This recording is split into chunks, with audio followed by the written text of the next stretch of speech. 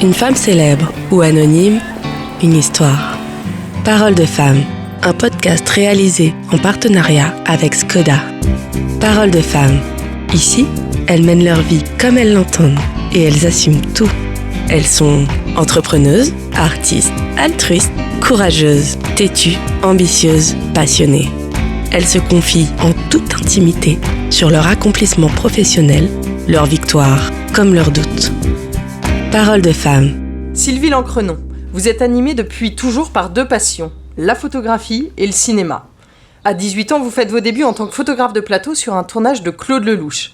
L'aventure vous plaît, elle durera une dizaine d'années.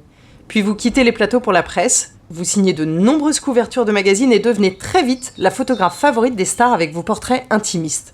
Vous signez également des campagnes publicitaires pour la mode, la beauté, la joaillerie, mais aussi pour des grandes causes comme celle du handicap. D'ailleurs, une terrible épreuve a bouleversé votre vie à 18 ans.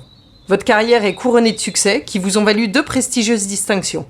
Chevalier de l'Ordre national du mérite et Chevalier de la Légion d'honneur. Sylvie Lancrenon, bonjour. Bonjour. Première question, d'où vous vient cette passion pour la photographie ? Cette passion pour la photographie, j'ai commencé à l'âge de 14 ans. Mes parents m'avaient mis pendant 2 ans en pension et je m'ennuyais terriblement. J'étais pas du tout une bonne élève et j'avais un petit appareil de photo que mes parents m'avaient donné et j'ai commencé à photographier mes copines. Et la chance, j'avais une amie dans la pension qui avait des frères qui avaient tous les appareils pour développer, parce que c'était évidemment de l'argentique. Et donc le week-end, on passait nos week-ends à développer et à tirer des photos. Donc j'ai commencé la photo en regardant les photos très moches que je faisais, et donc ça apprend tout seul, mais c'est vrai que ça a commencé à 14 ans.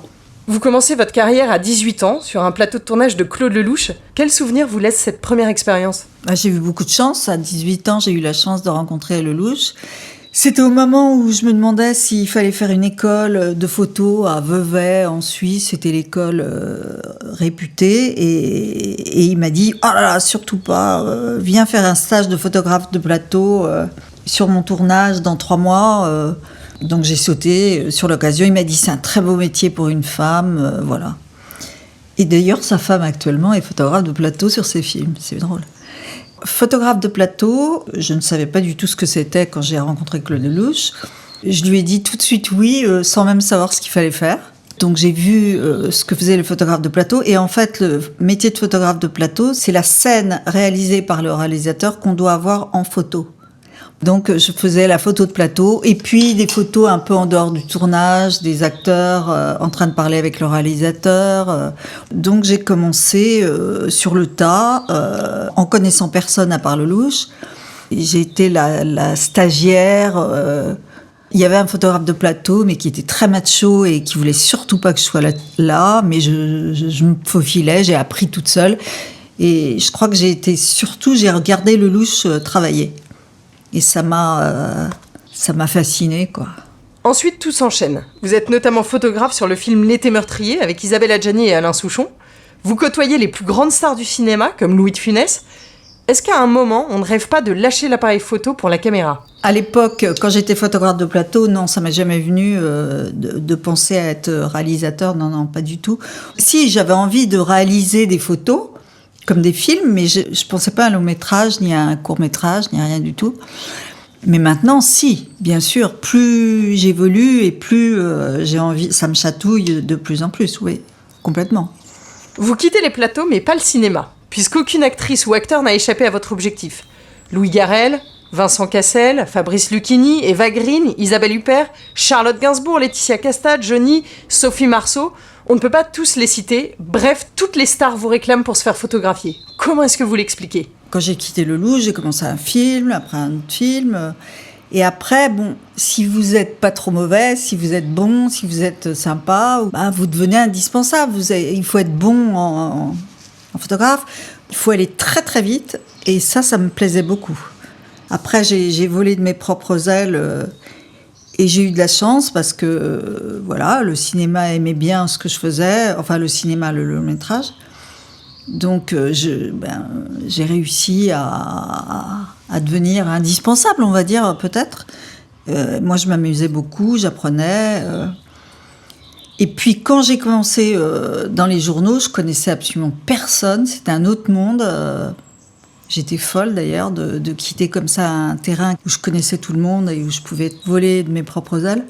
Le hasard a fait que ma première grande prise de vue était une couverture du Elle avec Isabelle Adjani et Valérie Lemercier. Donc avant, j'avais fait des petits portraits, un portrait par-ci, un portrait par-là. Bon, j'ai toujours voulu aller vite et voilà, moi j'ai besoin d'être nourrie tout le temps par mon métier. Et donc j'ai commencé à faire des stars. Et de plus en plus de stars. J'adore les comédiens parce que j'ai été nourrie par les photographes de plateau où vous êtes vraiment proche d'eux. J'ai pris le temps d'étudier toutes leurs attentes, leurs angoisses, tout ça. Je les connais par cœur, en fait.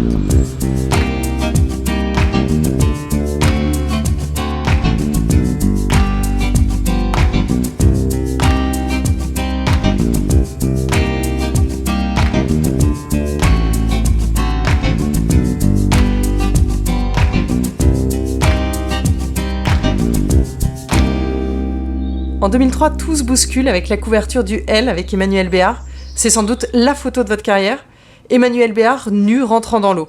Tout le monde s'est arraché le magazine. Vous nous racontez ? Ça, c'était vraiment une époque incroyable. C'était un souvenir entre elle et moi.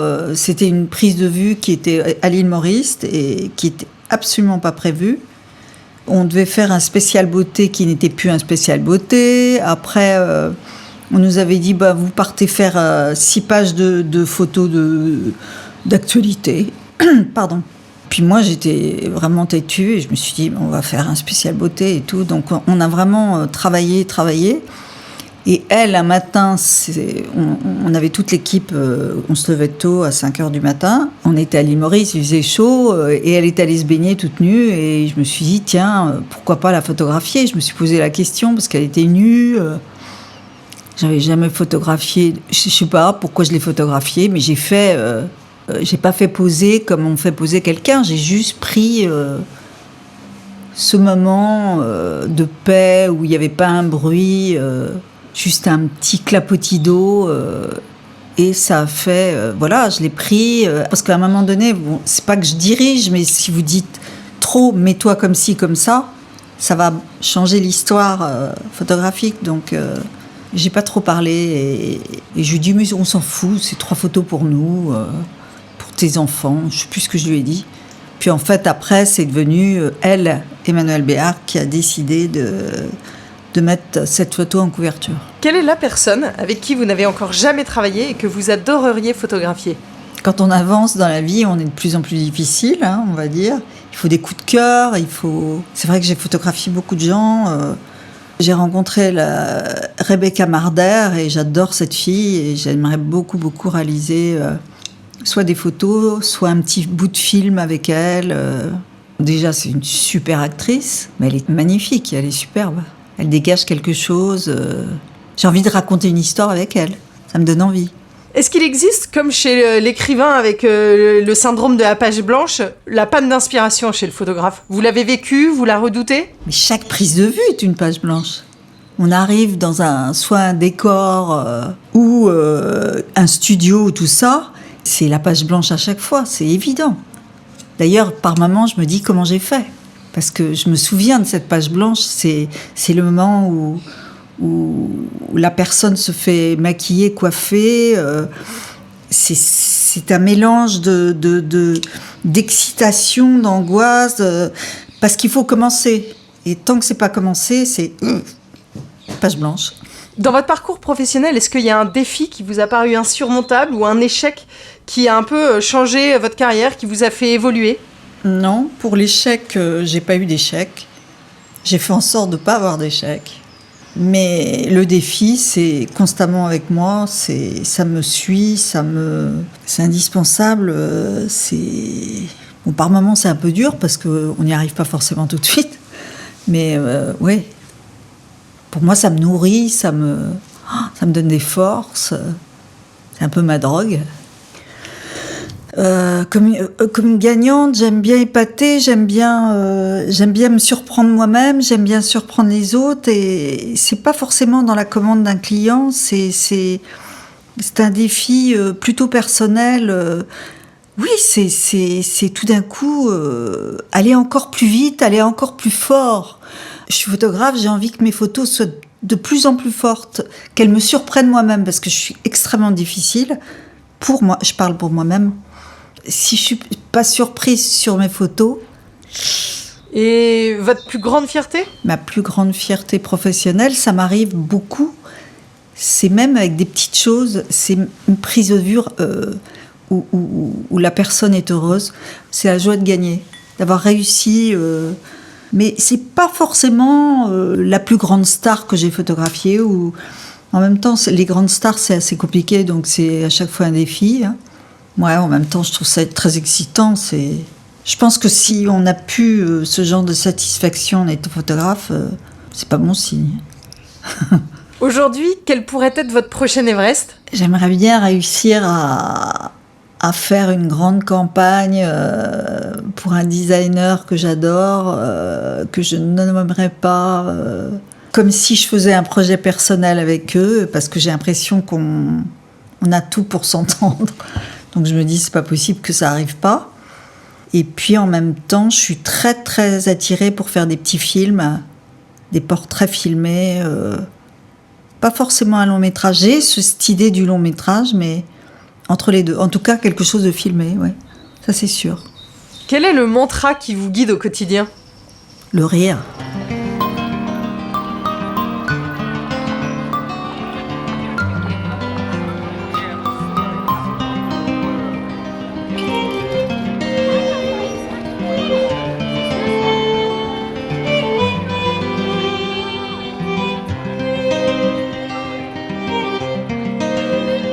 En 2021, vous publiez Ombre et Lumière, un livre aussi intime que les portraits que vous réalisez. Pour la première fois, c'est vous qui vous livrez. Vous racontez le séisme qui a fait basculer votre vie à 18 ans. Vous souffrez d'une forme très agressive de cancer des os. Les options sont intolérables pour une jeune fille, perdre une jambe ou la vie. Qu'est-ce qui se passe dans votre tête à ce moment-là ? Absolument rien de triste, au contraire. Alors moi j'étais à l'époque, donc j'avais à peine 18 ans, et j'allais dire le défi, c'était mon médecin m'avait dit, tu reskieras dans 6 mois. Et là j'ai dit ok, donc ça m'a permis de signer, parce qu'il faut signer quand on a 18 ans, pour se faire opérer. Et la première chose que j'ai fait quand je suis sortie de l'hôpital, ou de rééducation, c'est d'aller reskier. Donc je me suis mis dans une station dans les Pyrénées où je connaissais personne, et je me suis enfermée avec des gens que je connaissais pas du tout, et j'ai reskié. J'ai dit, si je reskie, ma vie peut recommencer, et elle a recommencé. Donc j'ai reskié, j'ai retrouvé ma bande de copains dans les Alpes, et là je me suis mis à commencer le photographe de plateau. Est-ce que cette épreuve a fait de vous une personne ou une photographe différente de celle que vous auriez été sans ce handicap ? Ça c'est évident. Totalement évident, même à se demander si j'aurais été... Comment j'aurais suivi la photographie, je ne sais pas. Pour moi, c'est quelque chose que... Ça a été la charnière au moment où j'ai commencé à travailler. Pour moi, c'était évident que... Oui, il ne fallait pas arrêter, quoi. C'est une espèce de... Puis mon métier, il faut dire aussi, m'a beaucoup aidé. Enfin, mon métier qui n'était pas un métier au début... J'étais juste stagiaire, m'a énormément aidée pour accepter ma jambe. Pas accepter, non, c'est pas un bon mot, mais à 18 ans, on est inconscient, donc c'est très bien. Mais je pense que le travail était hyper important. Ça faisait partie de mon... Je vais dire un truc complètement dingue, mais c'est un peu ma deuxième jambe, quoi. Voilà.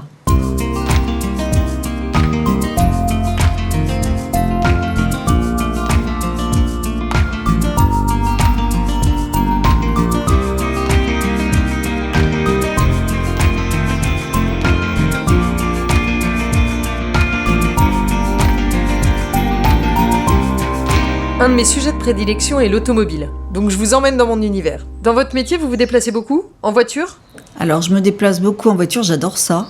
Partir en voiture seule et me mettre la musique à fond, j'adore ça. Ça me fait rêver, ça me laisse le temps pour moi-même, j'adore. L'automobile évolue. Est-ce que votre propre usage de la voiture a changé ? J'ai beaucoup de mal à me faire aux nouvelles voitures. Mais peut-être que je vais en trouver une avec une clé.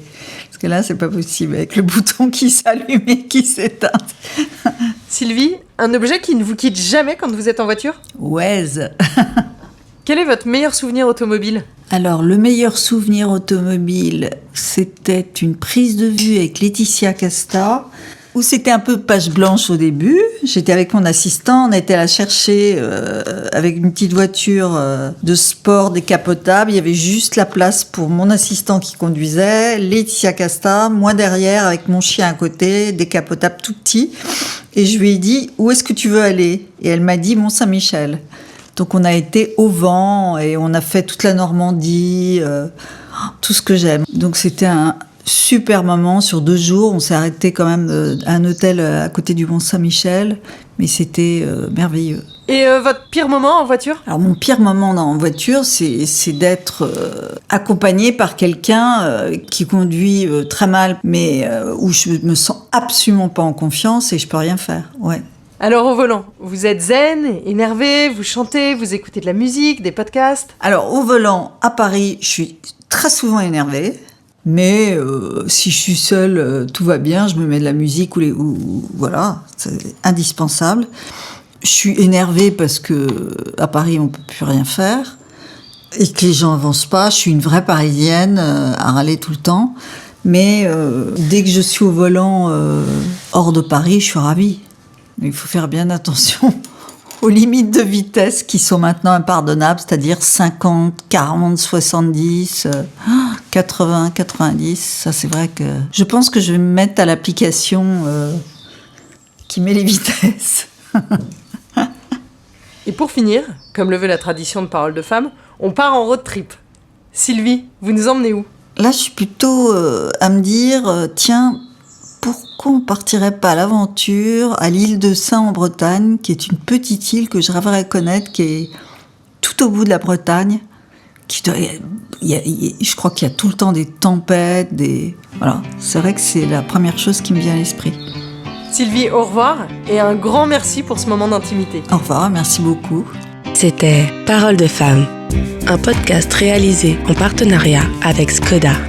À chaque épisode, une femme célèbre ou anonyme, une histoire. Ici, elles mènent leur vie comme elles l'entendent et elles assument tout. Elles se confient en toute intimité sur leur accomplissement professionnel, leurs victoires comme leurs doutes. Parole de Femme.